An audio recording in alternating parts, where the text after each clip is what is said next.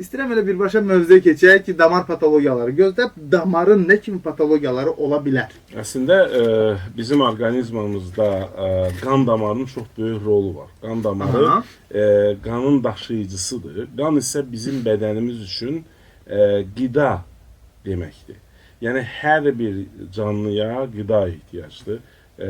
Öz həyat fəaliyyətini saxlamaq üçün və toxumalarda bu qan təchizatının təmin olunması qan damarı vasitəsilə baş verir. Bəli. Məhz buna görədir ki, bədəndə baş verən kəskin dəyişikliklər əsasən məhz qan damarı patologiyalarla əlaqəlidir və çox qısa müddətdə qan damarı təchizatı pozulduqda bədəndə geri dönməz dəyişikliklər baş verir. Məsələn, bunlardan biz həmənki belə deyək, infarkt kimi xəstəlik, insult kimi xəstəlikləri nəzərdən keçirsək, adi ürək qan damarının tıxanması çox qısa bir müddətdə ürəyin əzələsinin nekrozuna, ölməsinə gətirib çıxarda bilir və onun nəticəsində də hətta bu ölümlə də nəticələnə bilər. Bəli, Allah eləməmiş, bəli. Amma sadəcə nə dərəcədə ciddidir qan damar təchizatının pozuntusu orqanizm üçün geri dönməz dəyişiklikləri gətirib çıxardır və göz alması burada istisna deyil. Ümumiyyətlə, göz alması qan damarı ilə həddindən artıq zəngin təchiz olunmuşdur. Demək olar ki, göz almamızın 3 qişası var. Birinci, qoruyucu qişa kimi götürək. Gözün ağı və buynuz qişa. Ondan sonra gəlir məhz damarlı qişa və damarlı qişadan sonra sinir toxumasıdır. Sinir toxuması ümumiyyətlə göz almasında qan damarı ilə bilavasitə təmasda deyil. Yəni bu iki dənə toxuma bir-birindən bütün göz almasının qişalarının içində bir-birindən ayrılırlar. Və burada məntiq var. Məsələn, ondadır ki, bizim göz almamız işıq duyma, işıq qəbul etmə bir orqanıdır. Və burada sinir toxuması bir reseptor rolu oynayır. Yəni işığı duymaq üçün bir saya bir səthdir. O səthin hər bir nöqtəsində məhz sinir toxuması yerləşməlidir ki, gələn görüntü tam şəkildə beyinə ötürə bilsin. Əgər həmin sinir toxumasının içərisində qan damarları olsaydı, o zaman əlbəttə ki, müəyyən nöqtələrdə qaranlıq nöqtələr olardı. Nerede ki, həmin o damarlar yerləşir. Məhz bu nöqtəyə nəzərdən damarlı qışa sinir toxumasının altında yerləşir, arasında deyil. Ona görə də ayrılır bir-birindən. Və məhz istərdim burada vurğulayım ki, həmin o ayrıcı təbəqə, hansı ki sinir toxuması ilə damar toxumasını ayırır, bəzən müəyyən defektlərə malik olur və ya müəyyən dağıntılara uğrayır. Və məhz belə bir halda göz almasında sinir toxumasının içinə damar toxuması işləməyə başlayır. Yəni damar toxuması bitir sinir toxumasının içinə. Çünki qoruyucu səth yoxdur. Və bu müəyyən bir xəstəliyə gətirib çıxardır. Həmin xəstəlikdən biz danışacağıq. Hansı xəstəliyə gətirib çıxarır? Telefon zəngimiz var, eşidək. Hər vaxtınız xeyir olsun. Kiminlə danışırıq? Salam əleykum. Salam. Vətənimin xeyirxah balaları, salamlayıram sizi. Təşəkkürlər hanım, çox sağ olun. Sizi, Elgün müəllimi. Təşəkkürlər, çox sağ olun. Kiminlə danışırıq? Surət xanımdır, daimi dinləyiciniz. Bəli, nə gözəl. Çox sevindim səsinizi eşitdim. Buyurun Surət xanım. Sizə uzun ömür, can sağlıq. Bu yaxında həkimin getdim, qəbulunda oldum. Təşəkkür eləyirəm, təşəkkür eləyirəm. Allah bizim o həkimlərimizi, sizin kimi balaları Azərbaycandan əski eləməsin. Sizə uzun ömür, can sağlığı, həmişə gözünüz nurlu olsun, canınız qüvvətli olsun. Cavid həkim, sizə də təşəkkür eləyirəm. Çox sağ olun, minnətdarım. Allah razı olsun sizlərdən. Çox sağ olun. Sizin kimi evlatlar bizim kimi kasıbların əlindən tutub xeyirxah işlər görürsünüz. Uzun ömür, qarşıdan gələn Novruz bayramınız da, sabahki su çərşənbəniz də mübarək. Həmişə sizin özünüzə, qarşınıza su kimi axarı belə dupduru günlər gəlsin, gözəl günlər gəlsin.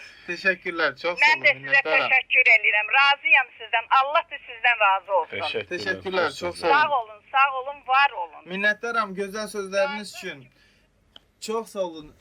Biz də sizi qucaqlayırıq, öpürük. Təşəkkürlər hər birinizə, bütün dinləyicilərimizə. Surət xanımın timsalında bütün qadınları da qarşıdan gələn 8 mart bayramı ilə əlaqəli təbrik etmək istəyirəm. Doktor, siz hər dəfə deyirsiniz ki, bu studiyaya girəndə pozitiv enerji ilə doluram.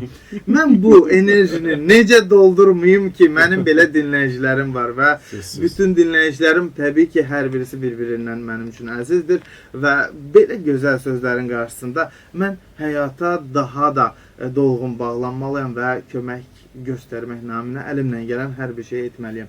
Bəli, biz xəstəlikdən danışırdıq. Hansı xəstəliyə gətirib çıxara bilər patologiya? Bəli, bax, burada neovaskular membran deyilən bir patologiya baş verir ki, hansı yaşla əlaqəli makulodistrofiya. Tez-tez biz bu sözü xəstələrimizdən eşidə bilərik. Kim ki, zəng eləyir və görmə etməsi ilə əlaqəli şikayətlənir və məhz bu makulodistrofiya xəstəliyi həmin o səttin pozulması nəticəsində baş vermiş bir xəstəlikdir və onun nəticəsində o damarı qışa keçirsilir toxumasının içində və görməni itirir. Eyni şey baş verə bilir yüksək dərəcəli zəifliyi olan insanlar. Yəni, kimdə ki, gözündə mənfi zəiflik var, mənfi eynək taxır və bu zəifliyin dərəcəsi mənfi 6-dan yuxarıdırsa, bax, bu insanlar gərək ən az ildə bir dəfə gözlərini yoxlasınlar və gözlərini yoxladanda məhz göz dibi yoxlamasından keçsinlər. Bundan başqa, bu xəstələrə mən həm də məsləhət bilərdim, Amsler qəfəsi deyilən bir test var. İngiliscə Amsler Grid adlanır. Amsler testi də yaza bilərlər. Məsələn, internetdən axtarıb tapa bilərlər. Çox bəsit bir testdir. Və o test vasitəsilə gözlərində məhz bu prosesin başlamasının ilkin mərhələlərini aşkarlaya bilərlər. Çox sadə test olduğuna görə bunu evdə də yerinə yetirmək mümkündür. İnternetdə bu testin nə cür aparılması haqda yetəri qədər geniş məlumat var və o təlimatlara riayət edərək əgər hər hansı bir dəyişiklik aşkarlasalar, o zaman mütləq şəkildə həkimə müraciət etmək. Nədən? Çünki bu prosesin ilkin mərhələlərində xəstəliyin qarşısını tam şəkildə effektiv almaq üçün yollar var. Xüsusi vasitələr, dərman vasitələri var. Və bu vasitələr bizim əlimizdə var. Hər anda bu xəstəliyin qarşısını ala bilirik. Amma əgər bu xəstəlik gecikdirilirsə, o zaman əfsuslar olsun ki, görmə funksiyasını bərpa etmək olmur. O nöqteyi nəzərdən, demək ki, yüksək gözdə zəiflik olan insanlarda, kimdə ki, mənfi 6-dan artıq zəiflik var, ildə ən azı bir dəfə göz dibi müayinəsi və ildə bir neçə dəfə həmin o Amsler testini özləri üçün evdə edə bilərlər. Və bu testi dediyimiz kimi internet vasitəsilə axtarıb tapa bilərlər. Çox basit və sadə bir testdir. Bəli, və bu testi belə deyək də, heç olmasa 3 aydan bir deyək eləsələr yetərli ola bilər. Yetərlidir, əlbəttə ki. Yəni, dediyimiz kimi, bax, bu patologiyalardan biridir və bu patologiyanın mexanizmini biz çalışdıq başa salaq və ən azı bunun haqda məlumat verdik. Bundan sonra mən istərdim damar qışağının ayrı patologiyalarına da nəzər salaq və burada daha çox böyük, yəni daha geniş kalibrli damarlardan söz açmalıyıq. Nədən? Çünki göz almamızın dediyimiz damarlı qışası kapilyar həcmli damarlardır. Yəni çox kiçik həcmli damarlardan söhbət gedir. Amma göz almasına daxil olan ana damarlar var. Bu arteriya oftalmika olan, yəni arteriyanın şaxələnməsi nəticəsində, yəni göz alması qidalanır və həmçinin buradan vena ayrılır ki, hansı göz almasından qanı aparır ürəyə doğru. Bax, bu iki damarın patologiyaları nəticəsində də gözdə ciddi dəyişikliklər baş verə bilir. Əlbəttə ki, ən ciddi dəyişikliklər məhz arteriyaların tıxanmasında baş verir. Nədən? Çünki bu gözə qan gətirən, yəni artıq qida ilə və oksigenlə zəngin olan qanı gətirən damarın tıxanmasından söhbət gedir və bu damarın tıxanması nəticəsində çox qısa bir dövrdə, yəni bir neçə saat ərzində geri dönməz dəyişikliklər baş verir ki, bunların artıq görmənin itməsinə səbəb olur. Bu ana damarın, yəni gözün ana damarının emboliyasıdır. Yəni hər hansısa bir yağ cismi olsunmu, trombu olsunmu, onunla tıxanmasıdır. Əks halda isə gözdən qanı aparan damar venadan söhbət gedəndə onun trombozları da görmə zəifləməsinə gətirib çıxardır. Amma burada bu vəziyyətlər müalicəyə tabe olur. Və müalicəyə tabe olması o deməkdir ki, siz vaxtında əgər müraciət edirsinizsə, o zaman çox qısa bir dövrdə sizə düzgün müalicə aparılsa, görməniz bərpa ola bilər. Ən yaxşı proqnoz bizdə məhz venanın şaxələrinin trombozunda olur.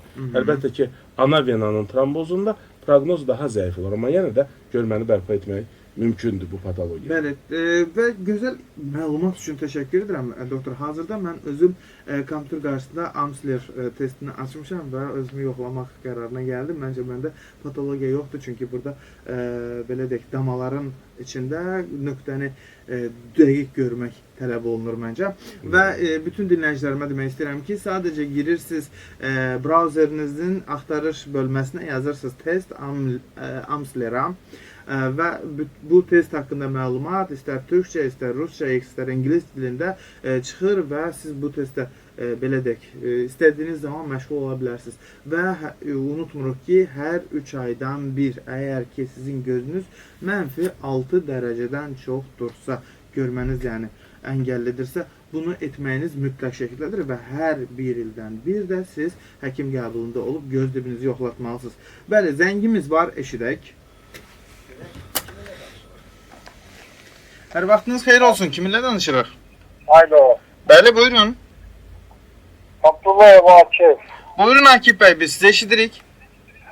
Sizin heyəti hamısı salamlayıram. Mən çox əlləşirəm, sizin verilişə düşə bilmirəm. Məsələn, indi bir sənə çox zaten düşmüşəm. Nə xoş. Mən təxminən bir ay yarım bundan qabaq, 2 ay bundan qabaq. Gözdən ötürü getmişəm. Mənim gözüm biri təmiz tutulur. Bizlər təcili əməliyyata getməzsə, məndə də əməliyyat o nətər deyirlər.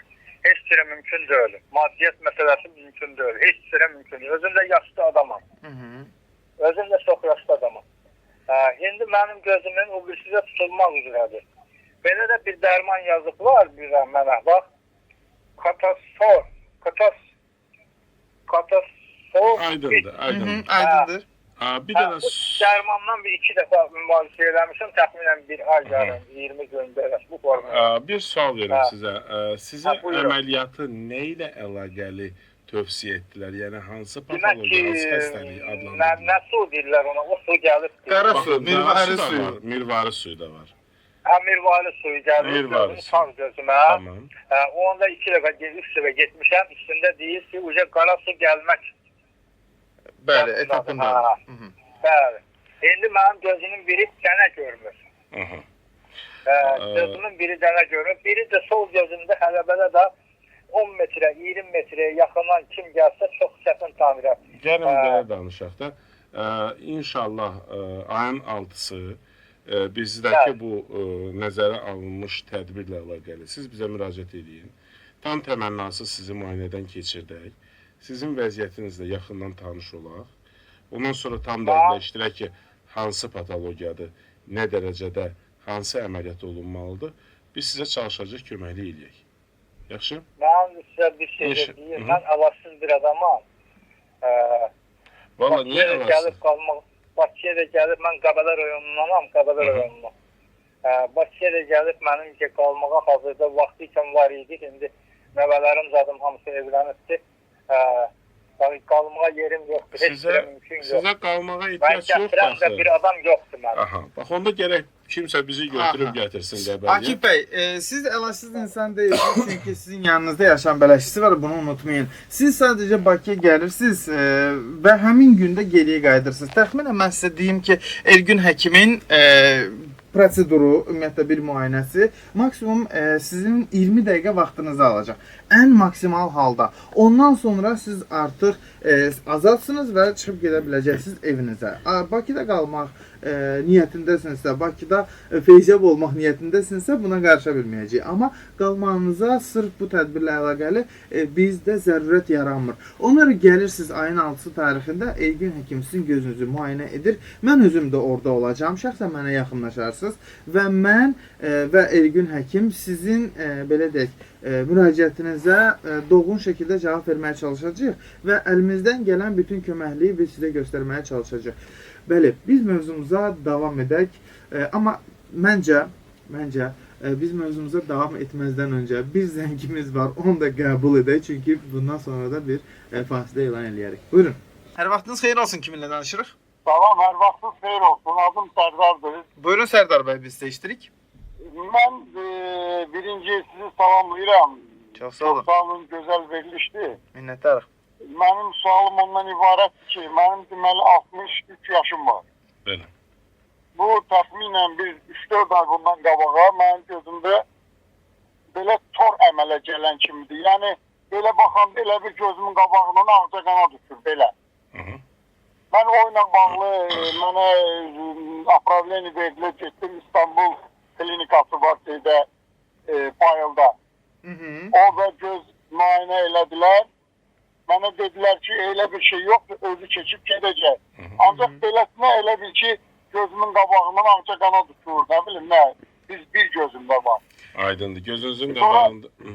Bəli, sonra təsadüf bəzi hallarda da, bu yəni gündüzlər hiss eləmirəm, axşam da elə bil ki, bizdən belə yana baxanda, oraya buraya baxanda elə bir fışqa alınır. Bu təsadüf olur, yəni hər gün olmur.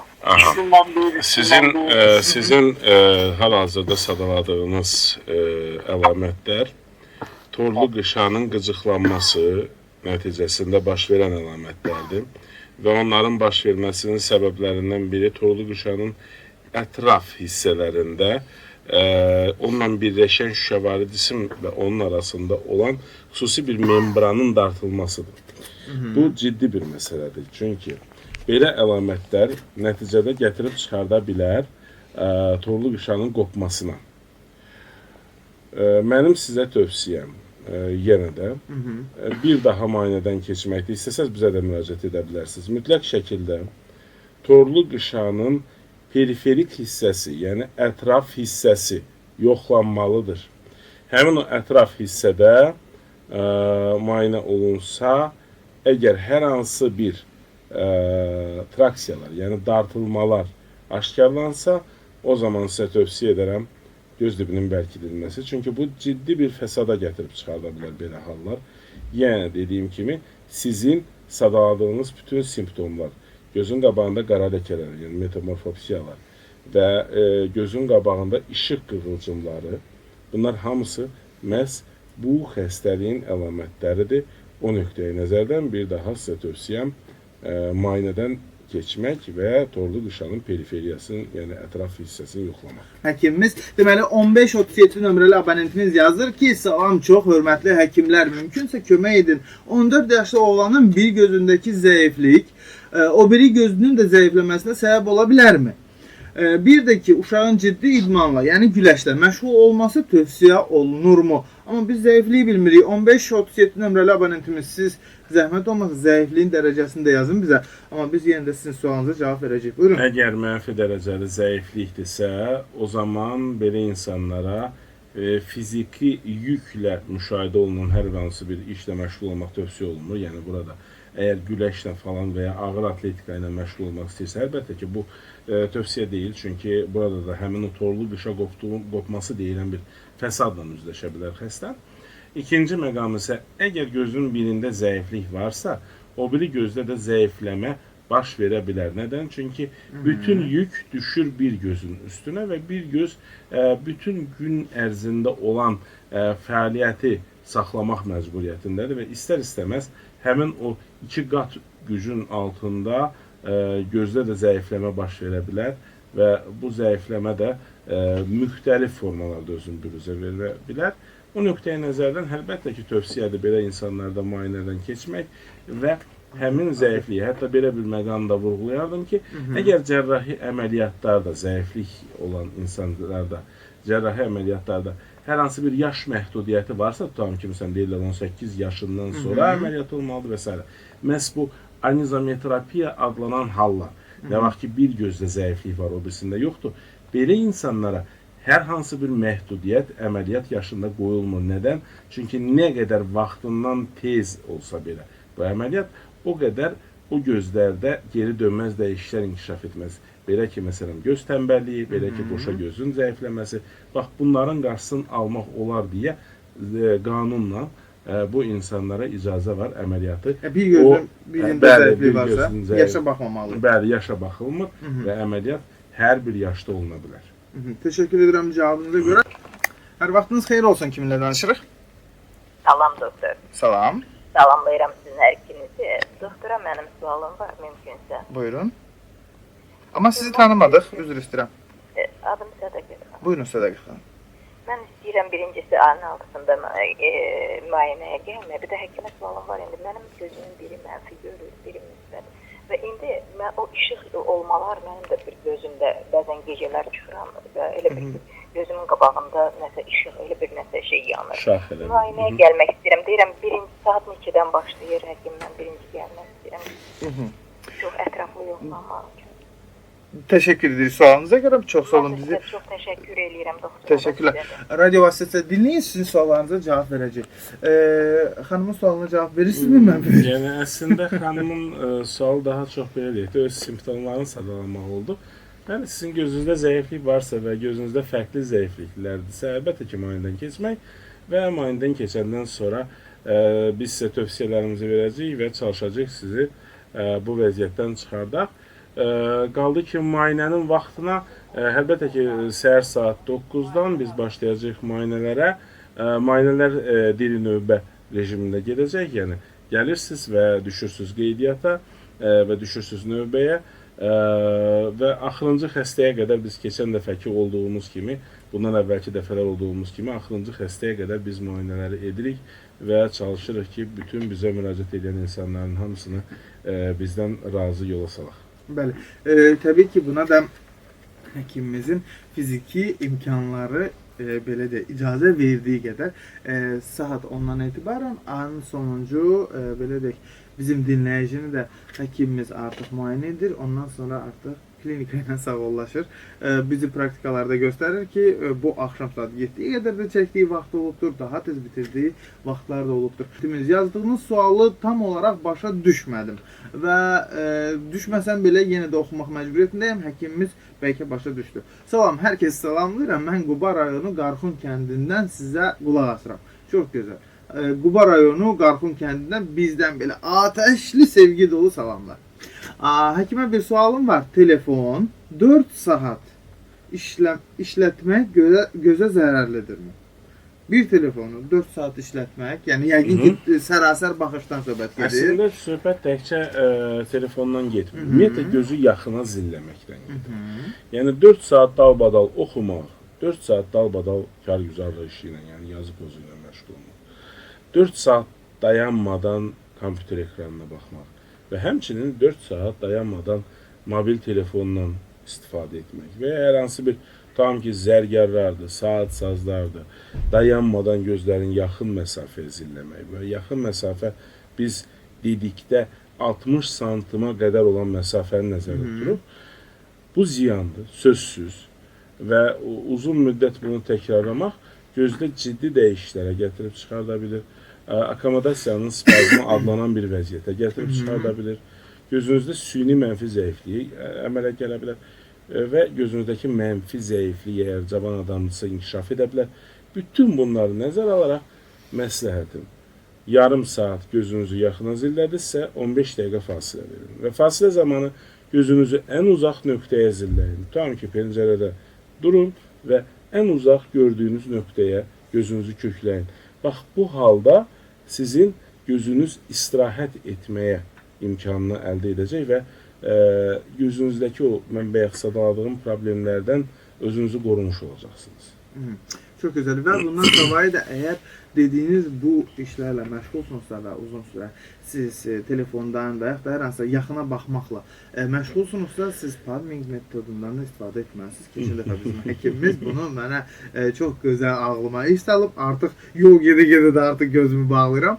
Gözünüz açıq şəkildə qapağını bağlamadan əllərinizlə gözünüzün önünü bağlayırsınız. Qapağı bağlamamaq şərtilə. Göz qapaqları açıq qalır. Sadəcə əlinizlə gözünüzün önünü bağlayırsınız, qaranlıq yaradırsınız və bir neçə dəqiqə siz həmin o qaranlıqda baxırsınız. Və inanın çox effektivdir. Mən bunu artıq edirəm. Gözləri tamamilə o belə deyək ki, ingilis kəlməsi olsa da relax edir. Yəni tamamilə boşaldır əzələ gərginliyini. Və növbəti zəngimiz var. Eşidək. Vaxtınız xeyir olsun. Kiminlə danışırıq? Alo. Alo. Bəli, buyurun. Salam Cavit Həkim. Hər vaxtınız xeyir olsun. Mən Gəncədən zəng eləyirəm. Çox gözəl. Kiminlə Mən danışırıq? Əliyev Mail Samaloğludur. Buyurun Mail bəy. 70 yaşım var. Allah ömür versin. 4 il bundan qabaq əməliyyat olmuşam. Bunu həkimə bildirdim. Mənə dedilər ki, narkozdan deyil. Mən narkozu dedim ki, narkozdan olubdur. Dedilər ki, yox, narkozdan deyil. Bəli. Bu günə qədər nə qədər göz müalicəsi aparıram, gözüm əməliyyatdan sonra deməli 1.40 bərpa oldu, 20% görürəm. 20%. Sağ gözüm. İndi nə qədər əməliyyat aparıram, xeyri yoxdur. Mən bilmək istəyirəm, mənim bu gözüm açılacaqmı? Gözüm elədir ki, həkim bilirsiniz necə görür? Adamı haradasa burnuna qədər görürəm yerdən. Ondan yuxarı məsafə qaranlıqdır. Gözün elə bir yarısı aşağıdan işıqlı olur, görürəm. İnsanın gözündən yuxarı mənim üçün qaranlıqdır. Mən nə eləyə bilərəm? Aydındır. Teşekkür ederiz sualınıza göre. Bizi radyo vasıtasıyla dinlemeye devam edin. Biz size cevap vereceğiz. Ama dediğiniz iki meselenin bir aidiyyatı yoktu. Bunu da yeniden dikkatinize çatdırıb. Buyurun. Əslində hardaysa da ola bilər. Məsələ sırf belə deyək də prostat əməliyyatından söhbət getmir. Ümumiyyətlə belə bir vəziyyət var və bu geniş ədəbiyyatda öz əksini tapır. Yəni bu haqqda məlumatlar var. Cərrahi müdaxilələrdən sonra gözün görməsinin hissəvi ya tam şəkildə itməsi. Müxtəlif növ cərrahi əməliyyatlardan sonra bu baş verə bilir. Məsələ bundadır ki, bax bu zəng məhz bizim mövzuya aidiyyatı var. Yəni ki, bu sırf damar patologiyasından burada söhbət gedir. Nədən bu baş verir? Yəni səbəb. Cərrahi müdaxilə zamanı istər-istəməz toxumalar zədələnir. Və toxumalar zədələnmə nəticəsində aydın məsələdir ki, toxumada olan qan damarları da zədələnir. Biz bilirik, bütün toxumaların hamısında geniş şəkildə qan damarı ilə təchizat olma var. Bəli. Və əfsuslar olsun ki, damarların hamısını daima kontrol altında saxlamaq əməliyyat zamanı qeyri-mümkündür. Yəni fiziksel olaraq da qeyri-mümkündür. Və düşünün ki, hər bir cərrahi müdaxilə zamanı kiçik bir hava qabarcığı həmin o zədələnmiş damar divarına düşə bilər. Və ya həmin cərrahiyyə zamanı damar zədələnməsi nəticəsində həmin damarın içində olan qan laxtalana bilər. Və o laxta parçası düşür qan dövranının içinə və ya o hava parçası. Bu əməliyyat içi emboliyadır. Yəni ki, həmin o kiçik qabarcıqlar və hissəciklər bizim qan dövranımızda hərəkət etməkdə olur. Əgər şansımız gətirsə, həmin o qabarcıq çox bir qısa zamanda əriyir qan dövranının içində. Və ya həmin hissəcik ürək daxilində və ya böyük damarların içində yerləşən aterosklerotik yığıntıların içərisində itir. Yəni yapışır orada qalır və hər hansı bir problem törətmir. Amma bəzi hallarda qan dövranı ilə bir yerdə kiçik damarlara gəlib çatır və orada tıxanma səbəbkar olur. Və belə kiçik damarlardan məhz göz alması damarları vacib bir rol oynamaqdadır. Çünki o damarların kalibri kiçikdir və həmin o hissəciklər gəlib əgər göz sinirini qidalandıran damarları tıxayırsa, bax, biz müəllimdə rastlaşan vəziyyətlə üzləşirik. Əfsuslar olsun ki, belə hallar bayaq dediyimiz kimi geri dönməz dəyişikliklərə gətirib çıxardır. Yəni, burada görmənin bərpası mümkün deyil. Hər hansı bir cərrahi müdaxilə olursa olsun. Əfsuslar olsun ki, belə vəziyyətlərlə mübarizə aparmaq da qeyri-mümkündür. Məsələn, ondadır ki, daha da ağırlaşmasın deyə mübarizəmiz davam edir. Mübarizə aparmaq mümkündür. Yəni, biz burada cərrahi ekibi heç cür günahlandıra bilmərik. Nədən? Çünki dediyimiz kimi, damar sayı həddindən artıq çoxdur və hamısını kontrol altında saxlamaq qeyri-mümkündür. Əlbəttə ki, böyük embolların, yəni həyata risk ola biləcək embolların qarşısı alınır. Çünki böyük damarlar vaxtı-vaxtında bağlanır. Amma kiçik damarların da alsıca hər hansı bir nəzarət aparmaq qeyri-mümkündür. Onların kütləvi şəkildə çox böyük sayı olduğuna görə və o nöqtəyə nəzərdən belə fəsadlar cərrahi müdaxilələrdə mümkündür. Bəli, bunun riski azdır. Yəni, rast gəlmə belə hallardan az olur.